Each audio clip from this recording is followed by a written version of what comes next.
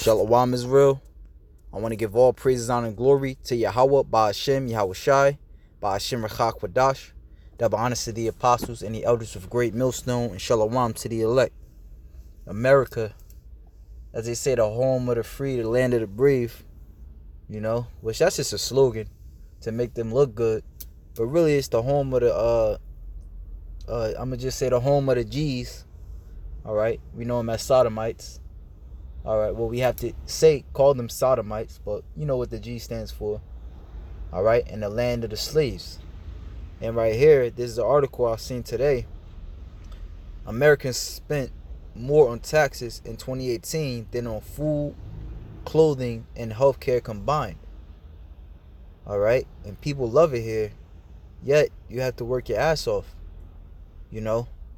And, my job, I meet people from everywhere, man. And then a lot of times I end up just not even outside of work. I'll meet people from different countries, and they always tell me that Americans, they work so much, and this is the place of drawing waters, man. All right, this is the place of slavery. Now, the fact that you have to spend more on taxes, all right, and you're paying more in taxes mean what? You have to work a lot more just to make ends meet, because the thing is, you might get a job thinking that you're going to make $40 an hour, but after taxes, you're really only making $25 an hour, especially, and if you're in a union, you're probably making less than that, paying for taxes, and paying for dues and stuff like that, and actually, the more you make, the more they take out. You got to remember that too.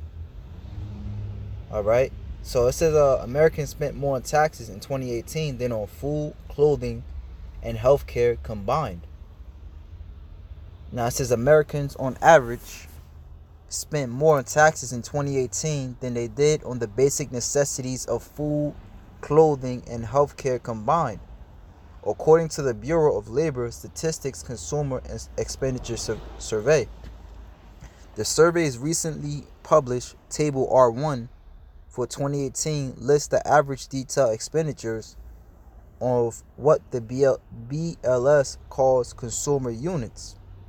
Consumer units, says BLS, include families, single persons living alone, or sharing a household with others but who are financially independent, or two or more persons living together who share major expenses. All right, so in other words, a consumer unit is considered a household. In 2018, according to Table R1, American consumer units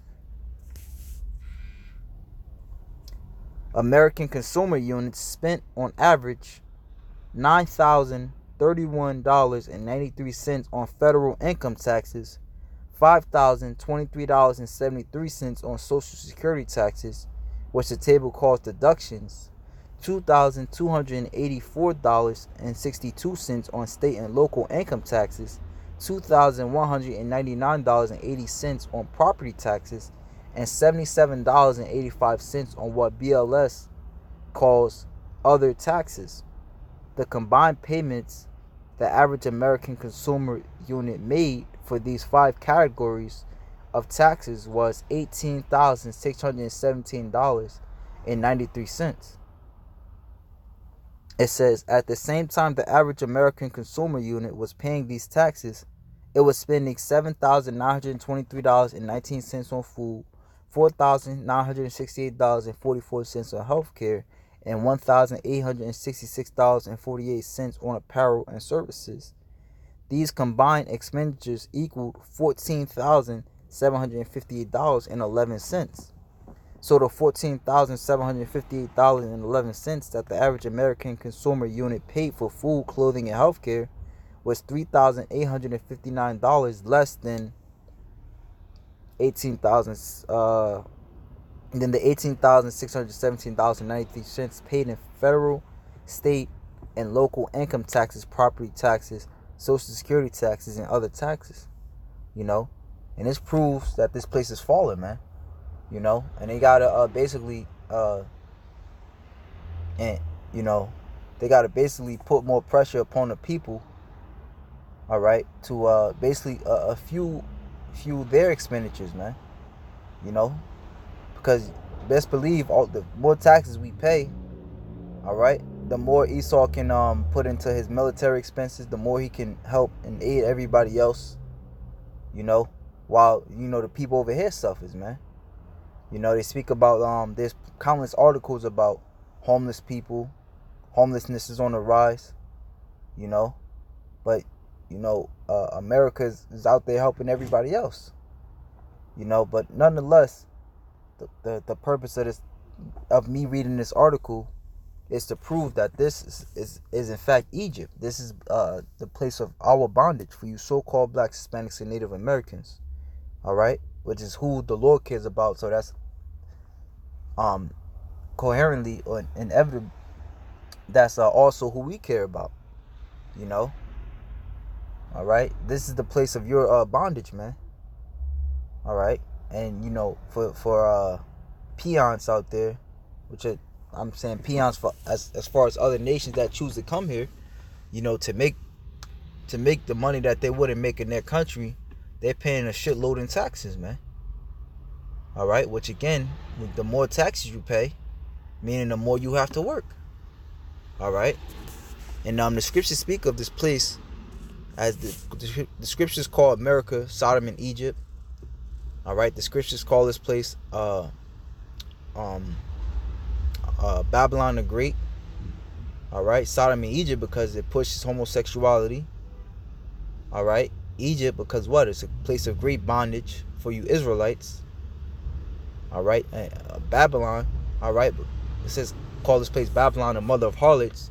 Why? Because they push harlotry or idolatry heavy, and especially in the music industry. All right, the scriptures call this place the beast. All right, which otherwise is known as the fourth beast, written of in Daniel 7 and 8, or Rome. All right, why? Because they follow the same customs as Rome. You know, as a matter of fact, there was an article I re-uploaded on my page. Not an article, a video I re-uploaded on my page, proving just that of I guess one of the founding fathers when they were you know, writing the constitutional laws and stuff for America, they were you know, trying to emulate Rome. Salakia, let's see, I think it was last week I re-uploaded it.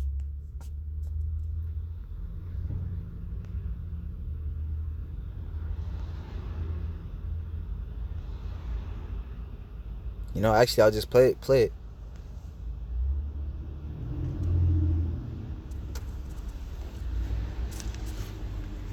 Slack it, 1 second. Not know their history are bound to repeat it. And we all expect this adage is true, and I oddly say that it is most of the time, especially when it comes to political discourse. But what does it actually mean, and who are the role models that we should look to in history to show us how to shape our future? Well, for the nation's founding fathers, it was the great statesmen and generals of the Roman Republic. In a recent article entitled, Why Knowing Roman History is Key to Preserving American History, one professor says we need to go back to our roots, our Roman roots. Well, I've got to bring in our resident historian, Dr. Joseph Ricci, to discuss what Roman history and what it has to do with America today. Thank you so much for joining us. Yeah, you're welcome, Scott. You know, we're going to do a little history review on this one. We're going to actually go down, because I think it's very important as we're finding in all the different times that conflicts we have right now. How did the ideals of the Roman Republic shape the founding of this nation? And do you agree that there was a lot of things that are awfully similar between the two? Absolutely. So the ideals of the Roman Republic were really at the core for our founding fathers. Now, in the more general sense, yeah, we're a democracy in the sense that, you know, we choose our representative leaders, right? We are not an empire, we're not a kingdom. But in the technical sense, I've heard you speak about this before, we are a republic. Yeah, but you and I have this fight all the time, democracy versus republic. But this is coming, that argument goes all the way back to the Romans. So the difference is that the two ideals for democracy and republic in the ancient times were Athens, which was a democracy, and the Roman Republic. The difference being that in Athens, things were very volatile. The citizens directly voted for different referendums, which could lead to ups and downs all the time, violence. The Romans were more conscious of this, and they chose representative leaders, or they had the senators who were supposed to represent the people, although they weren't directly chosen by them, but they had their own systems of checks and balances. For instance, the tribunes could veto something, like the president is given the veto power for us. This was very much in the minds of our founding fathers when they were writing the Constitution and declaring independence from Great Britain.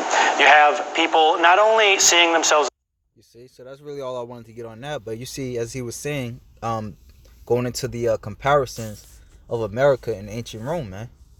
All right, because this place is the second leg of Rome, as I mentioned before, going into Daniel 7, Daniel 8. As far as the fourth beast, all right, which is strongest. Was the fourth beast, which is the strongest. Salakia. The fourth beast was, I believe, known as iron. All right, because the fourth beast, or the legs and the fourth beast, or the legs of the statue in Daniel's vision, or the vision that Daniel was breaking down, is Rome. All right, and as he just broke down, how was America founded? America was basically founded on the same principles as Rome. All right, and hey, through the Spirit, even she went into it. If you don't know your history, you're bound to repeat it. All right, now when you go into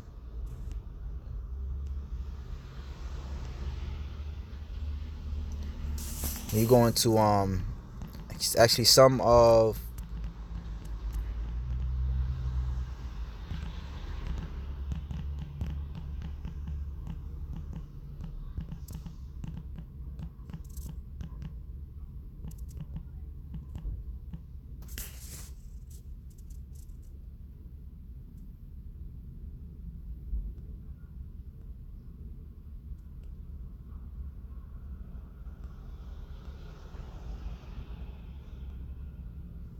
this is so it says 8 reasons why Rome fell.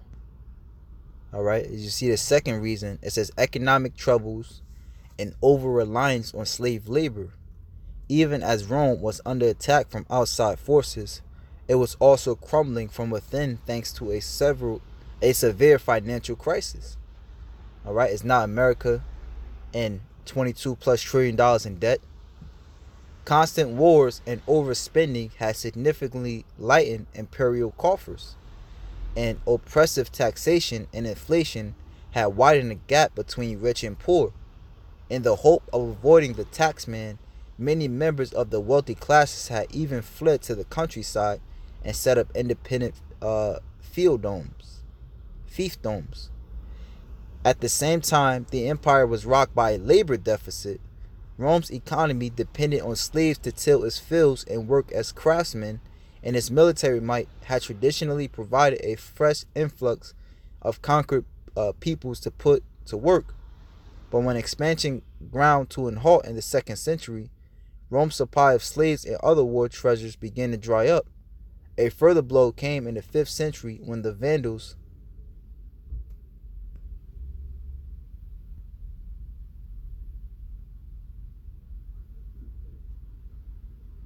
claimed North Africa and began disrupting the empire's trade by prowling the Mediterranean as pirates. With its economy faltering and its commercial and agricultural production in decline, the empire began to lose its grip on Europe. And we see that now, man. You got the Brexit thing going on. You got America's allies signing on with its enemies. All right. So all these things are happening, proving that this is the second leg of Rome, man. As the lady just went into, as a commentator on RT just went into, if you don't know your history, you're bound to repeat it. And America is, repeating the history of Rome, how it came to play. All right, to how it moved as far as the plebeians and patricians went. And as the guy went into here, you got the Republicans and the Democrats. All right, and on to how it fell. Economic troubles and over-reliance on slave labor. All right. Now, going into how this is slavery.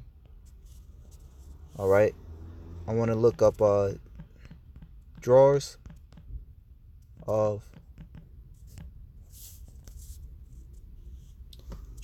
water. All right.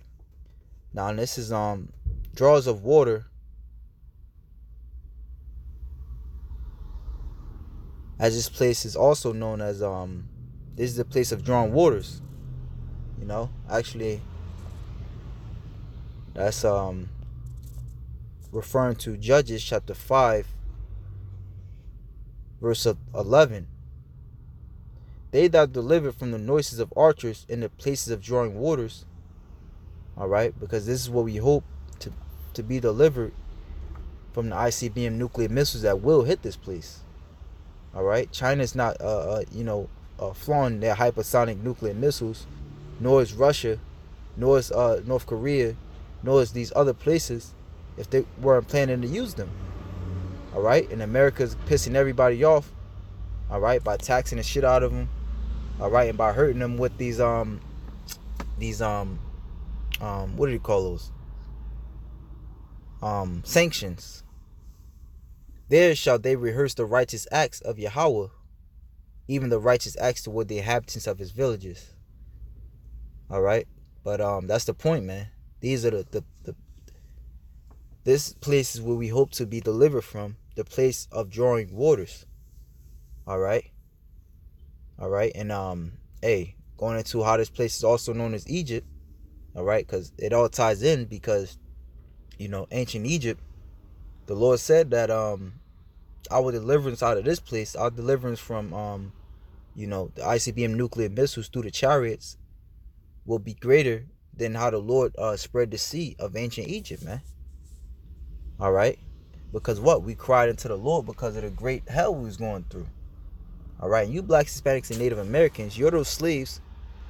All right, you're that slave labor that Esau Edom relies so heavily upon, man. You're that slave labor that Esau Edom is taxing so heavily, man.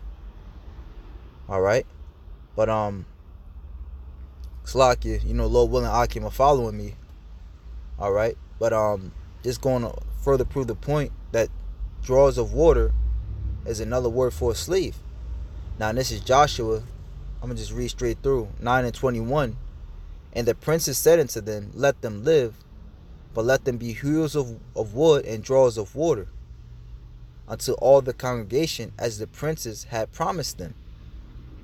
All right, because basically Israel promised these Midianites, if I'm not mistaken. Let's see.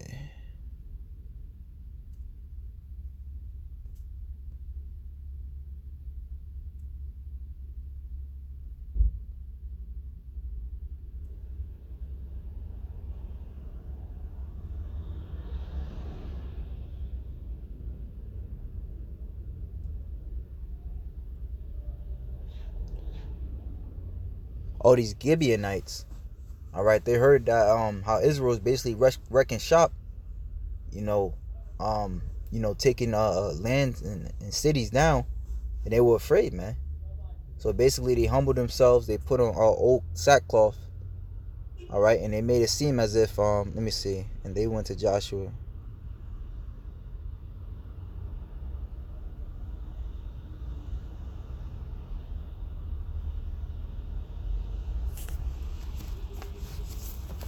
And they basically try to make nice with Israel, man, so they won't be destroyed.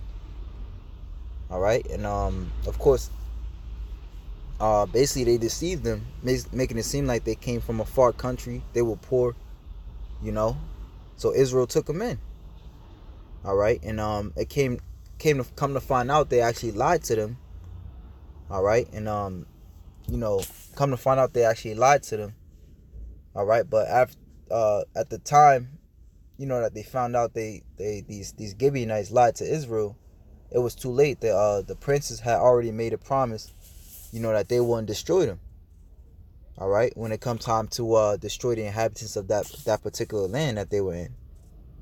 All right, so instead they made them slaves. Now it says, and the princes said unto them, let them live, but let them be hewers of wood and drawers of water unto the congregation, as the princes had promised them. And Joshua called for them And he spake unto them, saying, Wherefore have ye beguiled us, saying, We are very far from you, when ye dwell among us? Because they basically dwelled around the same area.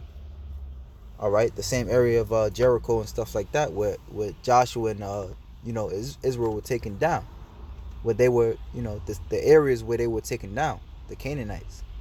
Now therefore ye are cursed, and there shall none of you be freed from being bondmen, and hewers of wood, and drawers of water, for the house of my power. There you go. So we are hewers of wood and drawers of water, all right, for the house of Esau, Edom, the so-called white man, for the wicked. As a matter of fact, the Lord, a part of the curses, as it says right here, Deuteronomy 28 and 68, all right, which is how basically all you tribes came over here, man. Well, I say as far as the so-called blacks, Haitians and natives go, they came over here in ships, and the conquistadors, for you Latinos, hey, they came to put you in slavery, man. So this place is slavery for you tribes, man. Which you his Latinos, that's why you speak Spanish, because a lot of you were basically slaves to the Edomites over there in Spain at that time. But hey, some of you stayed over here, man. And were slaves to what was known as the I forgot what they called it. The Spaniards, they called it new something. But basically you were slaves here, man. The scriptures even speak of how a people whose language thou would not know will come upon thee as swift as the eagle. That's Esau, Edom. All right, so in this place, which is basically when Esau, Edom came over here to America, and they show you that even in the movie Apocalypto, when you had all those ships coming, they show you at the end of the movie where you had all the ships coming to basically enslave Issachar, the so-called Mexicans. All right, Zebulon, the so-called Central Americans.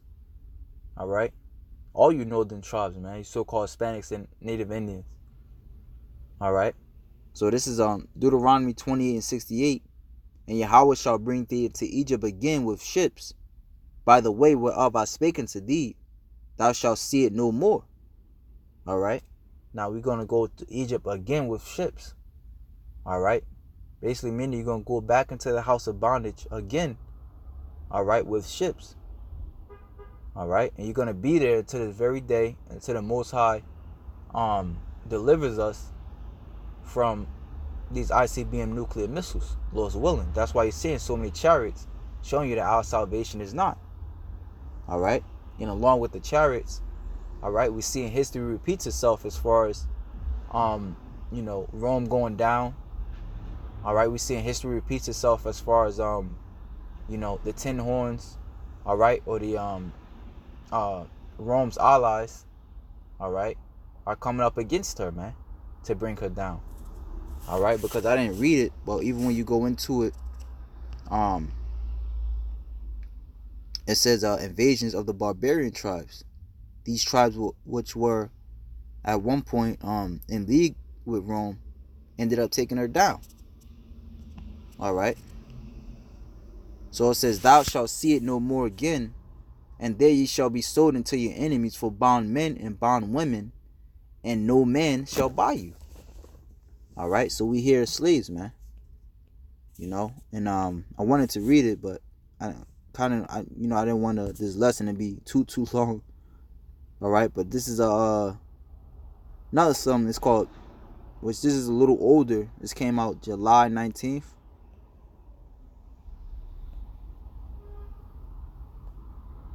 Yeah, it came out. It doesn't say, but on Google, if you look this up, see, July 21st, 2019. It says Americans are now working more hours than any country in the world. So again, America, aka Egypt, aka Rome. All right. Hey, and even, I just thought about it. Even in the land of Rome, they tell you in that, they show you in that book, Nature Knows No Color Line, that you so-called blacks, all right, were servants to the hierarchies even then, man.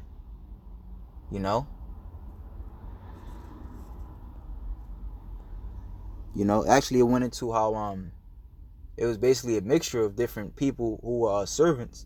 But again, going into the scriptures, all right, we only care about the so-called black Hispanics and Native Americans. All right. So I'm low willing. Actually, I'm gonna copy it now so I could put in the description box for you, Aki, to read as well. So with that, shalom to the elect.